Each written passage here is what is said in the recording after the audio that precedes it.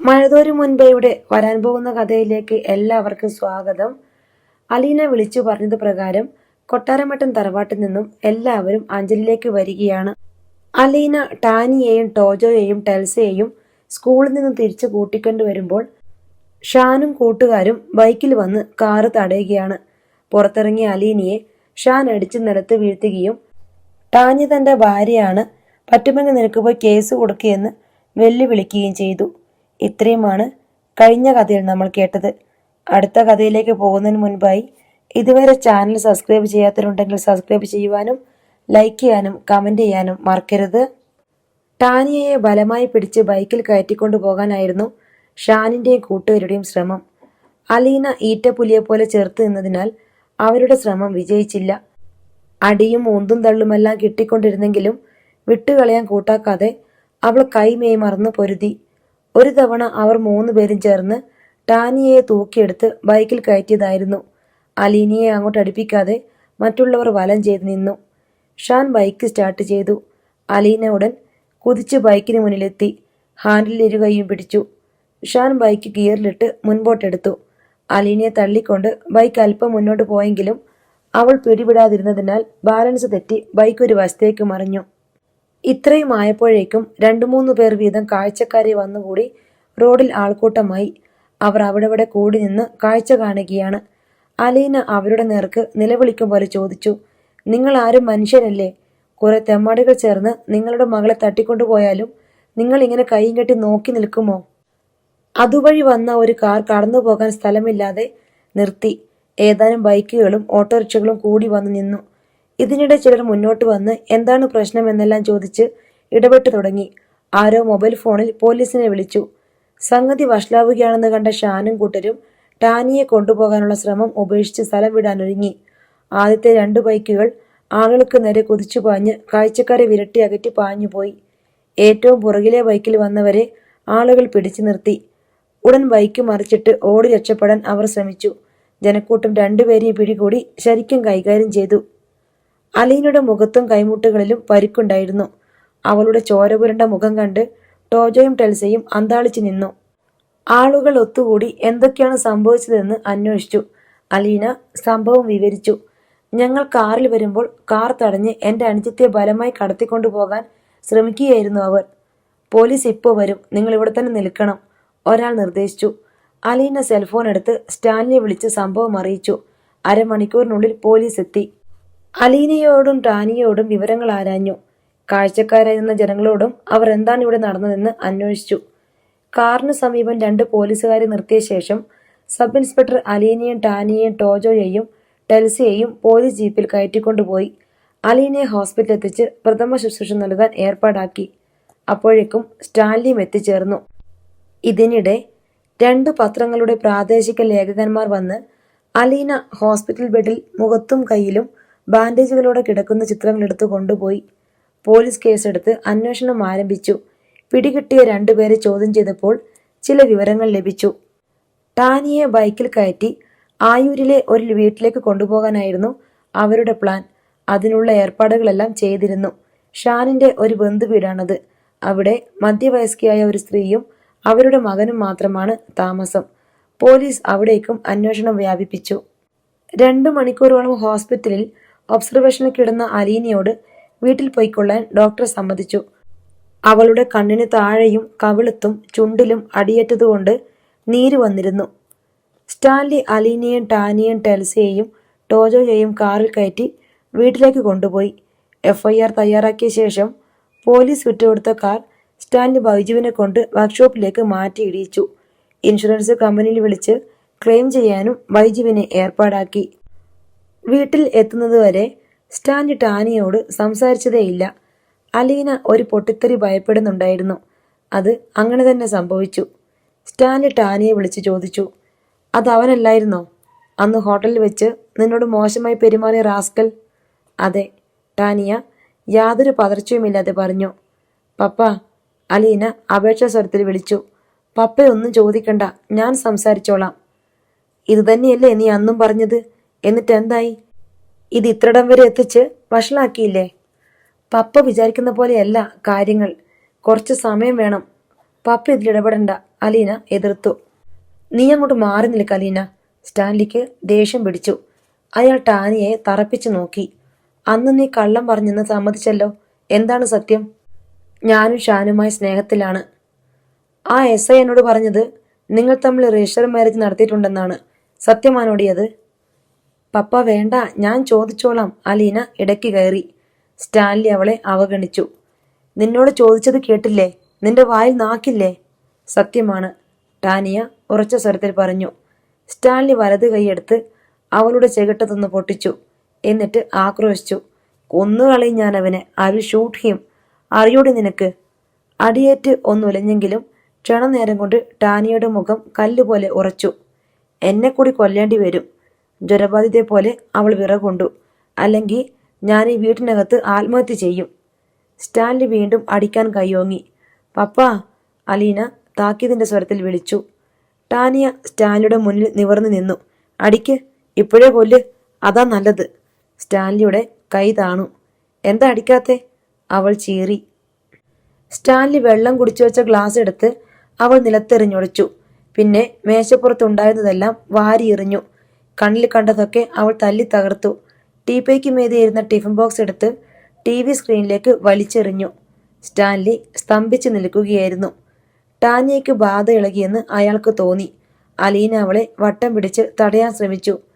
ടാനിയയുടെ ശരീരം പൂക്കില പോലെ വിറയ്ക്കുന്നുണ്ടായിരുന്നു. ഇനി അവൾക്ക് ഒന്നും ചെയ്യാനുള്ള കരുത്തുണ്ടായിരുന്നില്ല. സ്റ്റാൻലിയുടെ നേർക്ക് കുറ്റപ്പെടുത്തും വിധം ഒന്ന് നോക്കിയ ശേഷം അലീന ടാനിയെ താങ്ങിപ്പിടിച്ച് മുറിയിലേക്ക് കൊണ്ടുപോയി അവളെ കട്ടിലിരുത്തി. ടാനിയുടെ നിറം കെട്ടുപോയിരുന്നു.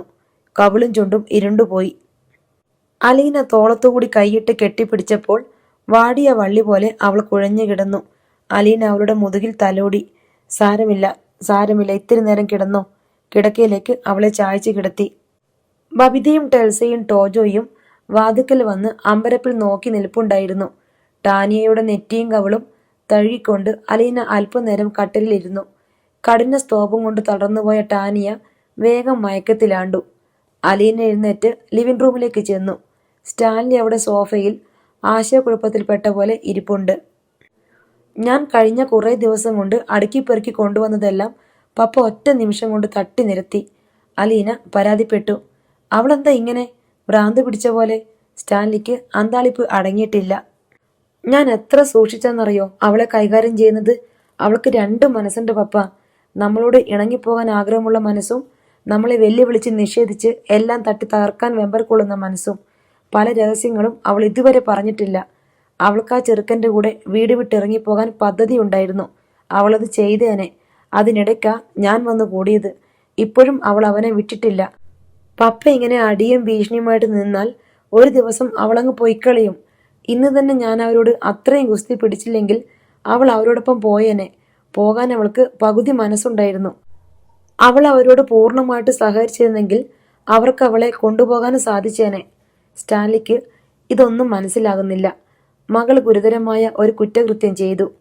കുടുംബത്തിന്റെ അന്തസ്സിനും മാന്യതയ്ക്കും നിരക്കാത്ത ഒരുത്തനെ പ്രേമിച്ച് കല്യാണവും രജിസ്റ്റർ ചെയ്തു വെച്ചു. അവൾ കഠിന ശിക്ഷ തന്നെ അർഹിക്കുന്നു. പപ്പ ഇനി അവളോട് സംസാരിക്കണ്ട കേട്ടോ, അലീന അഭ്യർത്ഥിച്ചു. കുറച്ചു ദിവസത്തേക്ക് അവളെ ഇവിടുന്ന് മാറ്റിയാലോ? സ്റ്റാൻലി ചോദിച്ചു. ഒന്നും വേണ്ട, അവൾക്ക് വിരോധമായിട്ട് എന്ത് ചെയ്താലും അത് ശത്രുതയുണ്ടാക്കുകയുള്ളൂ. സ്റ്റാൻലി വല്ലാതെ അസ്വസ്ഥനായിരുന്നു. എല്ലാം തന്റെ നിയന്ത്രണത്തിനപ്പുറത്താണെന്ന നിസ്സഹായത അയാളെ അലട്ടി. പപ്പ സമാധാനമായിട്ടിരിക്കെ, അലീന അയാളെ ആശ്വസിപ്പിച്ചു. കുട്ടികൾക്ക് ചായ തയ്യാറാക്കി കൊടുത്ത ശേഷം അലീന നടന്ന സംഭവങ്ങളെല്ലാം ബബിതയോട് വിവരിച്ചു. ചേച്ചി എന്ത് ധൈര്യത്തിലാ അവർ 5-6 പേരോട് ഗുസ്തി പിടിക്കാൻ ഇറങ്ങിയത്? ബബിത അവളെ വഴക്ക് പറഞ്ഞു. ഞാൻ പിടിച്ചില്ലായിരുന്നെങ്കിൽ അവർ കൊണ്ടുപോയനെ ടാനിയെ. അങ്ങനെ പ്ലാൻ ചെയ്താ അവർ വന്നത്. ഞാൻ എതിർത്തില്ലെങ്കിൽ ടാനിയ പോവുകയും ചെയ്തേനെ. ചേച്ചി അവളോട് വരും വരായികളെല്ലാം പറഞ്ഞു കൊടുത്തതല്ലേ. എന്നിട്ടും അവർ വിളിച്ചാൽ അവൾക്ക് പോകാതിരിക്കാൻ പറ്റില്ല മോളെ. 2 പേർക്കും കൂടി ഒന്നിച്ച് മരിച്ചു കളയാമെന്ന് അവൻ പറഞ്ഞാൽ അതും അവൾ സമ്മതിക്കും. അവനു വേണ്ടി ഏത് എരുതിയിലേക്കും വീണ് വെന്ത് വെണ്ണീറാകാൻ അവൾ ഒരുക്കമാണ്. അതാണ് അവളുടെ മാനസികാവസ്ഥ. വീണ്ടും വിചാരമൊക്കെ രണ്ടാമതേ വരുന്നുള്ളൂ. ശരിയാ. നിമിഷങ്ങളോളം മൗനമായിരുന്ന ശേഷം ബബിത സമ്മതിച്ചു. അവൾ അത്തരം ഒരു അടിയന്തരാവസ്ഥയിലൂടെ കടന്നുപോയവളാണ്. പെൺകുട്ടികളുടെ മനസ്സിൽ അവരുടെ ഇണയെക്കുറിച്ചുണ്ടാകുന്ന ഭ്രാന്തൻ സങ്കല്പങ്ങളെക്കുറിച്ച് അവൾക്കറിയാം. ഇണചേരാനുള്ള ആഗ്രഹത്തെ ചുറ്റിപ്പറ്റി രൂപം കൊള്ളുന്ന അത്തരം കാഴ്ചപ്പാടുകളെയും വിലയിരുത്തലുകളെയും മഹത്തായ ആശയങ്ങളായി അവളും തെറ്റിദ്ധരിച്ചിട്ടുണ്ട്. രാത്രിയിൽ സ്റ്റാൻലി അഞ്ജലിയിലെ വീട്ടിൽ തന്നെ തങ്ങി. താൻ പറഞ്ഞില്ലെങ്കിൽ പോലും പപ്പ ഇവിടെ താമസിക്കാൻ തീരുമാനിച്ചതിൽ അലീന സന്തോഷിച്ചു. ഉറങ്ങാൻ നേരം അലീന ടാനിയോടൊപ്പമാണ് കിടന്നത്. അലീന അവളെ ഉപദേശിക്കുകയോ കുറ്റപ്പെടുത്തുകയോ ചെയ്തില്ല. അവൾക്ക് ആശ്വാസമാണ് വേണ്ടതെന്ന് അലീനയ്ക്കറിയാം. വൈകുന്നേരത്തെ ആ സംഭവത്തിന് ശേഷം മാനസികമായും ശാരീരികമായും അവൾ തളർന്നു പോയിരുന്നു. കഴിഞ്ഞതൊക്കെ പോട്ടെ, അതൊന്നും ഇനി ഓർക്കണ്ട, അലീന അവളെ സാന്ത്വനപ്പെടുത്തി. ടാനിയ ഒന്നും മിണ്ടാതെ അവളുടെ മുഖത്തേക്ക് നോക്കിക്കൊണ്ട് കിടന്നു. ഞാൻ എന്താ ഇങ്ങനെയായി പോയത്? തൊണ്ടയിടറിക്കൊണ്ട് അവൾ ചോദിച്ചു. എങ്ങനെയായി പോയെന്നാ? ആരാ എല്ലാം തേഞ്ഞവർ? എല്ലാവർക്കും കാണും എന്തെങ്കിലും പോരായ്മകൾ.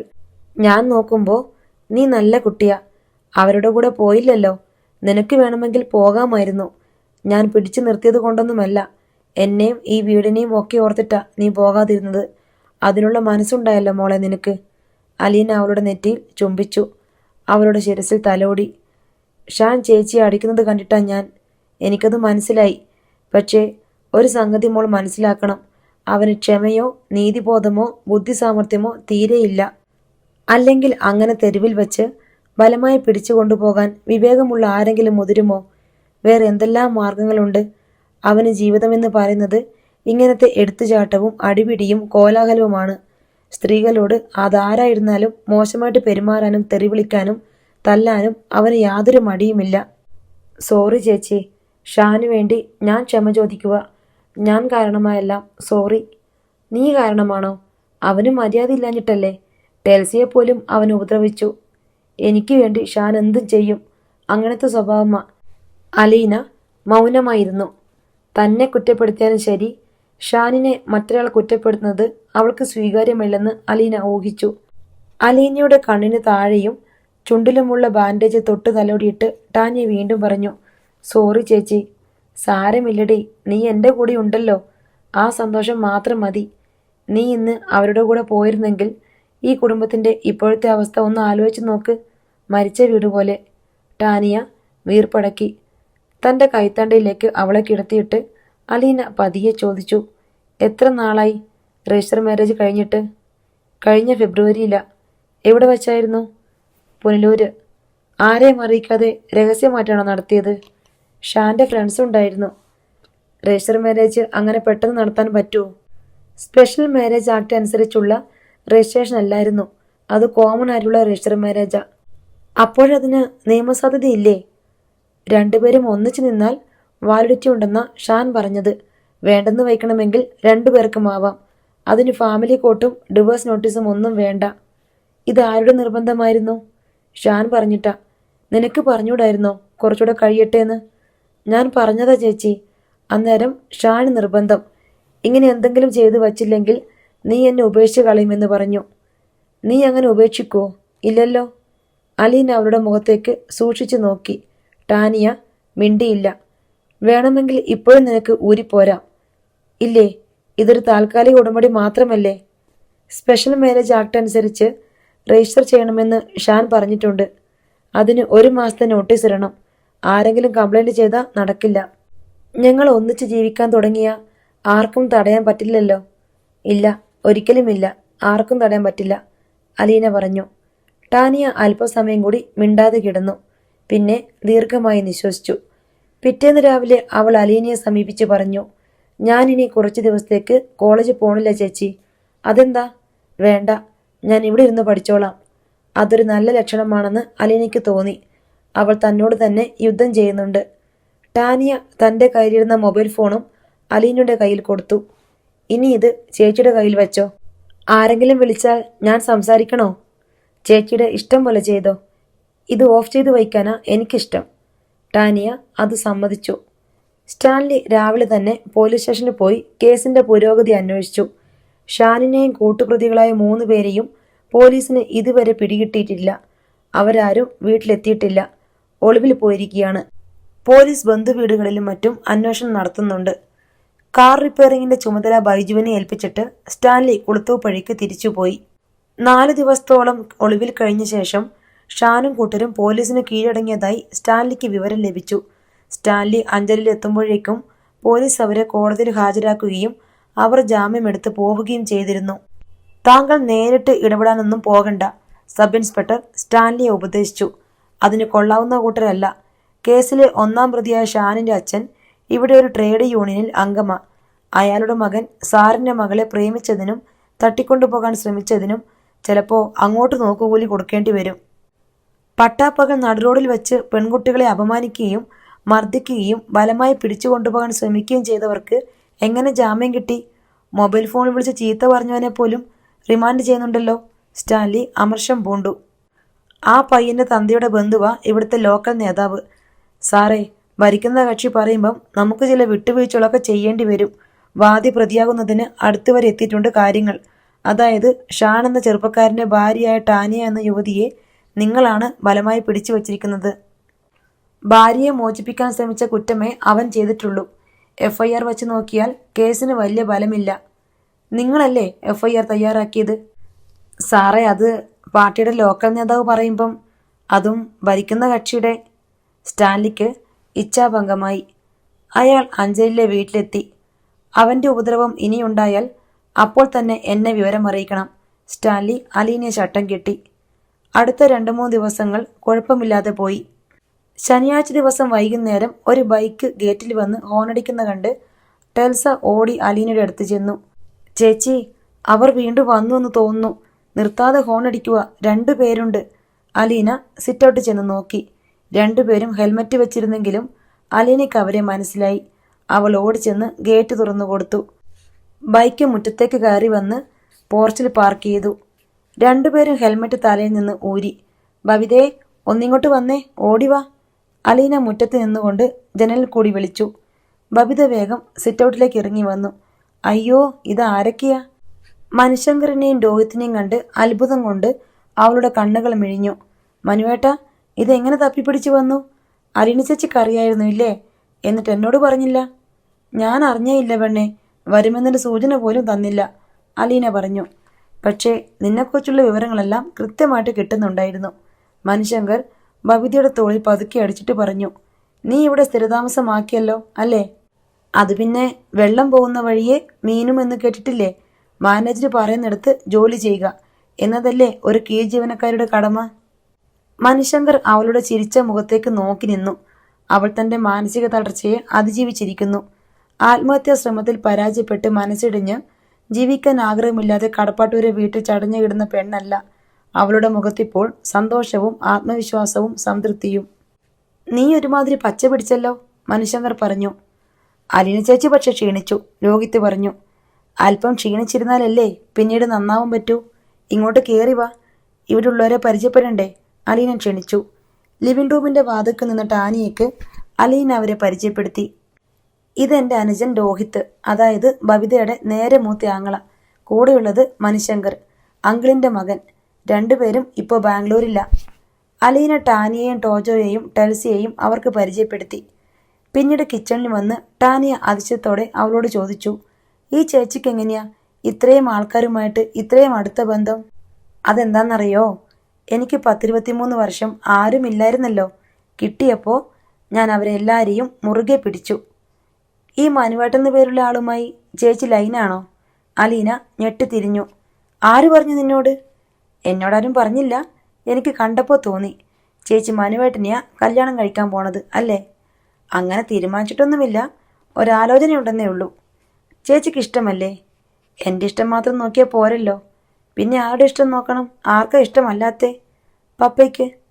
പപ്പയ്ക്ക് ഇഷ്ടമല്ലെങ്കിൽ കല്യാണം നടക്കില്ലേ? ഒരിക്കലുമില്ല. വിശ്വാസം വരാത്ത പോലെ ടാനിയ അലീനയുടെ മുഖത്തേക്ക് സൂക്ഷിച്ചു നോക്കി. ചേച്ചി ഫോൺ ചെയ്യുന്നത് ഞാൻ കേട്ടിട്ടുണ്ട്, എല്ലാ കാര്യങ്ങളും അറിയിക്കേണ്ട ഒരാളോട് പറയുന്നത് പോലെ. എന്തായാലും നിന്നെ ഞാൻ സമ്മതിച്ചിരിക്കുന്നു. ഇങ്ങനെയല്ലേ ചേച്ചി എൻ്റെ കള്ളത്തരം പിടിച്ചെടുത്തത്? ടാനിയ ചിരിച്ചു. ഇവൾ താനും മനുവേട്ടനും തമ്മിലുള്ള ബന്ധത്തെ ഇവളുടെ ഷാനുമായുള്ള ബന്ധവുമായി തുലനം ചെയ്യുകയാണോ? അലീന ഒരു നിമിഷം ചിന്തിച്ചു. മനുവേട്ടൻ ആദ്യം മുതൽ തന്നോട് കരുണ കാണിച്ചയാളാണ്. ചില പ്രതിസന്ധികളൊക്കെ വന്നപ്പോൾ തുണ നിന്ന് സഹായിച്ചിട്ടുണ്ട്. എന്നിട്ടും ഇപ്പോഴും ഞങ്ങൾക്ക് തീർച്ചയില്ല ഒന്നിച്ച് ജീവിക്കാമെന്ന്.